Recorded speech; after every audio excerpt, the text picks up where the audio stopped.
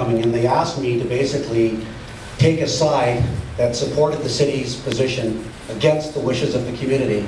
And you can appreciate that when I said I didn't want to do that, I had one of those choices to sort of get on the team or get off the team. And fortunately, I was in the position to retire. And when I retired, I decided to come back and help some of these community centers with some information. And I'm going to give you just two things. I'll be very brief. But because I'm with these centers, we're one step ahead in the jump for some of you.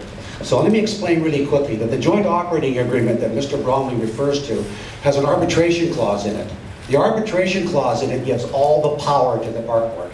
You go to the Director of Recreation, and then you go to Mr. Bromley, and then you go to the commissioners, which we would be fools to think are not being told what to do from the commissioners in the first place.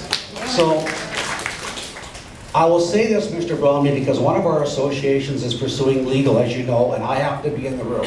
Normally you can't speak because it's in confidence, but this conversation was on the record, so I'm going to give you verbatim what was told to us, and I'm there as representing one of these associations. We argued that isn't it a little bit unfair that you're judge, jury, and executioner? And they say that's what the contract says, and we are going to argue before a judge that you can't look at it. Now, they don't want a judge to look at it, right? And our lawyer says, well, we think a judge might think different. And you know what the city lawyer says? If that's the case, we're going to recommend we tear it up and evict you.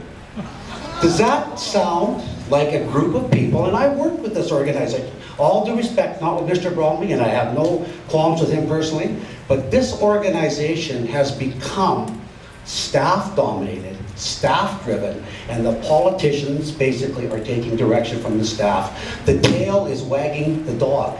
Ladies and gentlemen, I was one of them.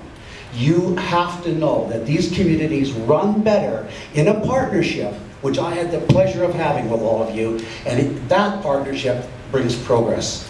Please stand tall and keep the community in the community.